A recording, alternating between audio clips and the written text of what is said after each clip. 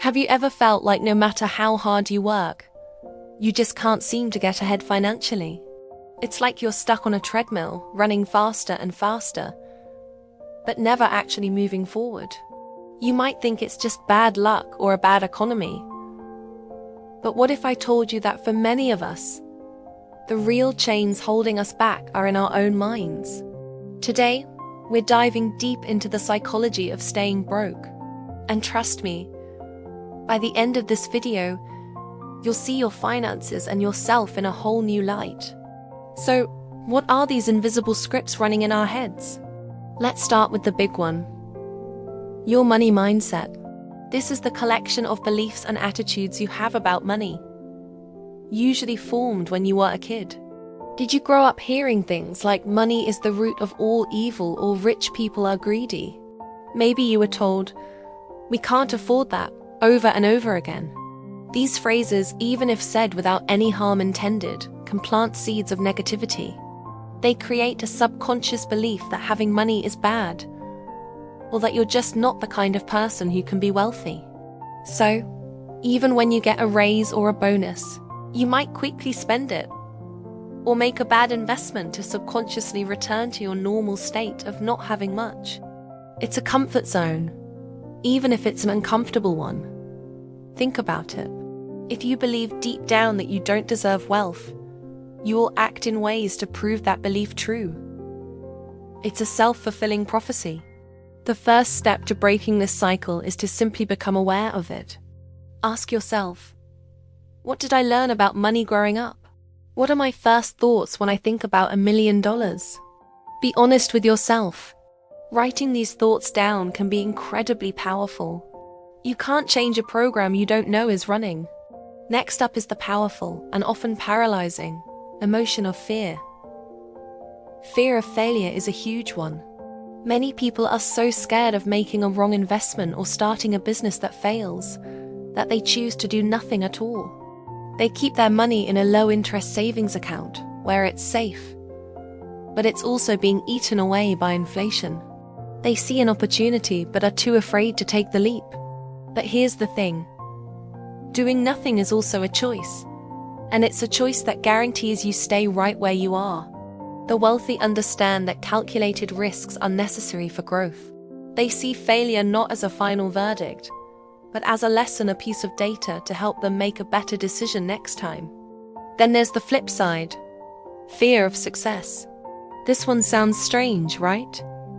Why would anyone be afraid of success? But it's very real.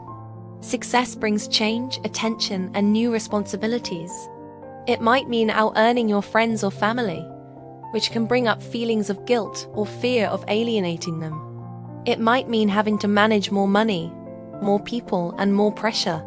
Subconsciously, you might think, I'm not ready for that, and sabotage your own efforts to avoid reaching that next level. It's like climbing a ladder and then jumping off just before you reach the top, because the view from up there seems too intimidating. Another major psychological trap is the need for instant gratification. We live in a world of now. We can stream any movie, order any food, and buy almost anything with a single click. This trains our brains to expect immediate rewards. Saving money and investing, however, is the exact opposite. It's about delaying gratification. It's just about saying no to that shiny new gadget today so you can have financial freedom 10 years from now. This requires discipline and a strong vision for your future self. People who stay broke often prioritize short-term pleasure over long-term security. They'll finance a brand new car they can't really afford because it feels good right now, without thinking about the years of payments that will drain their ability to invest and build real wealth. This is closely linked to what's called a scarcity mindset. When you're in a scarcity mindset, you believe there's a limited pie, and if someone else gets a slice, there's less for you. You focus on what you lack. This leads to poor decision-making. You might hoard your money out of fear, missing out on growth opportunities. Or you might make impulsive, short-sighted decisions because you're stressed about not having enough. For example, taking on a high-interest payday loan Seems like a solution in the moment, but it's a trap that deepens the cycle of debt. The opposite is an abundance mindset. This is the belief that there are plenty of opportunities and resources to go around. People with this mindset are more optimistic, more collaborative, and more likely to see and seize opportunities for growth. They focus on creating value, knowing that wealth will follow. Now, let's talk about self-worth. Your sense of self-worth is deeply tied to your net worth, whether you realize it or not. If you don't value yourself, you won't value your time or your money. You might accept a lower salary than you deserve because you don't feel worthy of asking for more.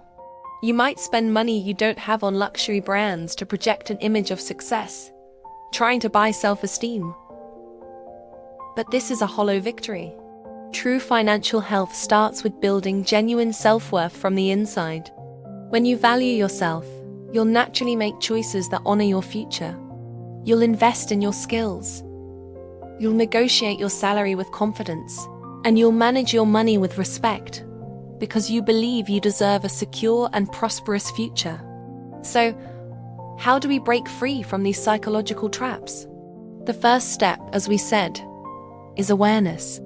You have to identify the limiting beliefs holding you back. The second step is to actively challenge them. When you catch yourself thinking, "I'll never be rich," stop and reframe it. Say, "I am learning how to build wealth and I am capable of financial success." This isn't just empty positive thinking. It's about actively rewiring your brain. Next, you need to educate yourself. Financial literacy is not a skill you're born with, it's learned. Read books, listen to podcasts, watch videos like this one. The more you understand about how money works, about budgeting, saving, investing, and debt, the less fear and uncertainty you'll have. Knowledge builds confidence, and confidence allows you to take calculated risks and make informed decisions. Start small. Create a simple budget. Set up an automatic transfer of just a small amount from your checking to your savings account each month. The goal is to build habits and momentum. Also, surround yourself with the right people. If your friends are constantly complaining about being broke and encouraging impulsive spending, it's going to be incredibly difficult for you to change. Find a community, whether online or in person, of people who are focused on financial growth. Their mindsets and habits will rub off on you. You'll learn from their successes and their mistakes. This is the power of your environment. It can either pull you down or lift you up. Finally, practice gratitude and celebrate your small wins. Instead of focusing on what you don't have, focus on what you do have. Be grateful for your income, no matter how small. Be grateful for the knowledge you're gaining. When you successfully stick to your budget for a week or make your first small investment, celebrate that. This reinforces positive behavior and makes the journey enjoyable, not a chore. Breaking the cycle of staying broke isn't an overnight fix. It's a journey of unlearning old habits and building new ones. It's about changing your relationship with money by first changing your relationship with yourself. Recognize the scripts, challenge your fears, delay gratification, cultivate an abundance mindset, and build your self-worth. These are the keys that will unlock the financial chains and set you on the path to true freedom. It's not about the numbers in your bank account. It's about the mindset you bring to your life every single day. You have the power to rewrite your financial story. It starts right now with the choice to believe in a different future for yourself. Let me know in the comments which of these psychological traps you've recognized in your own life. Sharing your story can help someone else on their journey. I'll see you in the next video.